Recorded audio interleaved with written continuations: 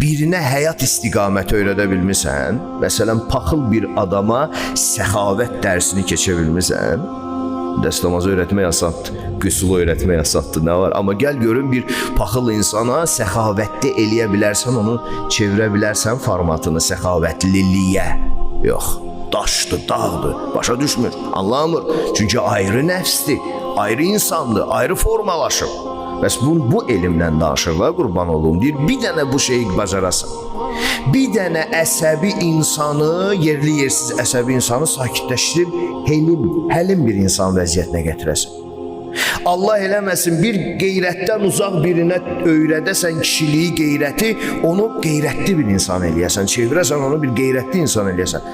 Bu dərslərdən danışırıq biz, dəst namaz, qüsül, xümüs, zəkat, bunlar asan şeylər.